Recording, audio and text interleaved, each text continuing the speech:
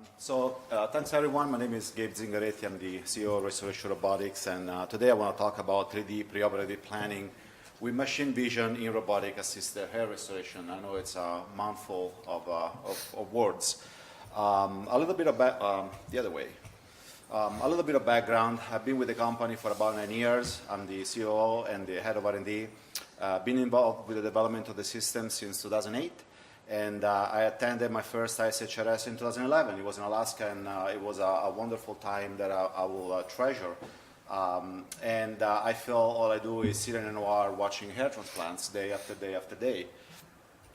So today in robotics in general, and if you can put aside hair restorations, but when you think about robotics and when you think about delivery of a procedure, that could be a knee replacement, a hip replacement, it could be delivering radiation therapy. There is a very specific and understood and accepted process for creating 3D preoperative planning. And what that is getting 2D images with very well-known modalities that could be a CAT scan, an MRI, a multi-slide CT. You do a 3D reconstructions, and actually my early work at Columbia University was on 3D reconstructions with MRI. And then you do a 3D registration. What that does, it will bind the 3D model that you just obtained from the MRI or X-rays or CAT scans with the anatomy.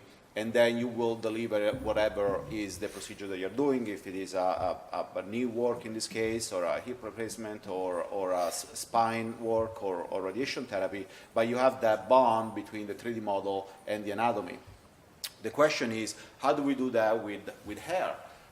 We can use X-rays, we can use CAT scans. They're extremely expensive, and there isn't enough, there is too much energy in the X-rays to actually image hair. So at Restoration Robotics, we had to come up with a different way to create a 3D preoperative planning. And the way that we do it, and I sped this process up, this video, in lieu of time, you take one picture and you just outline the perimeter of the head, and at that point the system has a series of algorithms that will build a 3D model. From that point on, you outline and you stencil over the patient's recipient area all the information that you'll need to deliver recipient sites, density, locations, angles, hairline, if you choose to do a hairline. Fundamentally, you are delivering your artistry in a digitized form on the system. And here you can split different zones. You can have different density, different angles. And again, the video, it's faster than what it is in reality. I'm just doing that in lieu of time. But you're actually telling the system, here's what I want the sites, here's the density, here's the angles. And it's a low-resolution image. This picture was taken with an iPhone.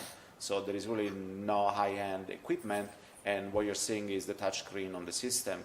So once you have this 3D map, now this is pure digital information. There is no registration with the patient, and the system doesn't quite know what to do yet until you go to the next step. So first of all, how can you build a 3D model for one picture?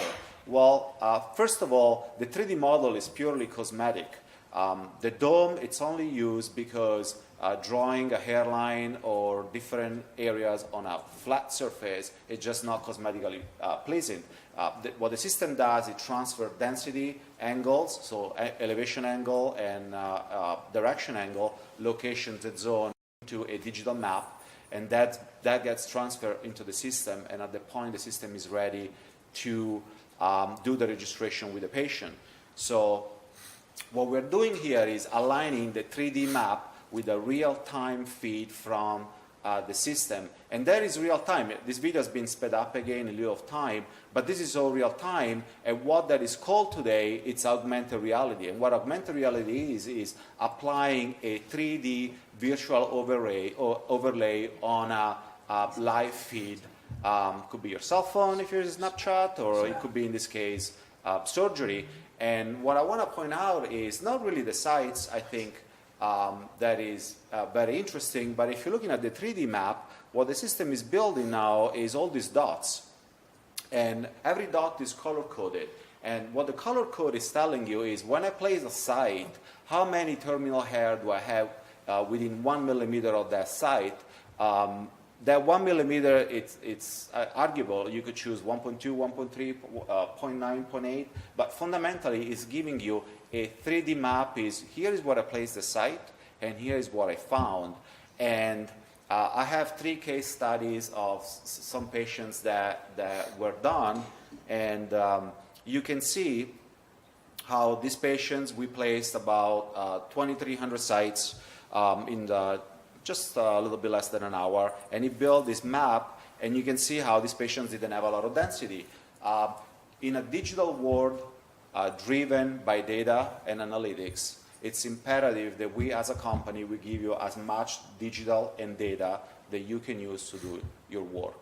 And that's what this map is. Now, what you would expect if this patient comes back a second time for a second hair procedure and you do the same recipient sites, all the white dots, or most of them, you will think, will turn green. And most of the green dots will turn blue, right? So you'll see how your hair transplant is evolving and what type of growth you're getting. And that is true digital information and data that we're pulling out of the system. Here is another case, and we stopped this case in the middle, but what I like of this patient is that you can see the forelock right here. And you can see he doesn't have a lot of hair, just from the low-resolution 3D image. And guess what? When you place the sites, you see a lot of whites, which is what you would expect. You're placing sites when there are no hair, and the system is telling us that, while you see a higher density on the forelock region, and it puts a lot of blue, right? There is quite a bit of density.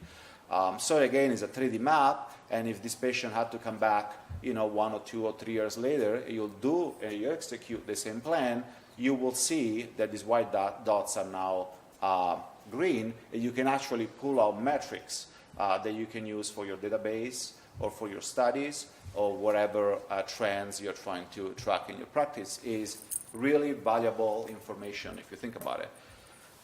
Here is another case. Once again, you can see that there is a certain density throughout the patient forelock and some of the side of the mid-scalp, and here is where the sites were placed. This patient received almost 3,000 grafts. The incisions were made in just over an hour. So what's important is we are not just delivering the recipient sites, but we're also collecting real-time, accurate data. The vision system has a resolution of about 44 microns, so the quality of the data that we can extract, and all this data is available on your treatment reports, could be quite helpful over time as you're tracking your patient population. So in conclusion, 3D preoperative planning with machine vision in robotic-assisted hair restoration, it's possible if you think a little bit outside the box, where you have a low-resolution registration achieved with one image, and the high-resolution delivery is done during the actual procedure, where the high-resolution vision system can see terminal hairs and where to place the sites at the correct density, angles, and resolution. Thank you.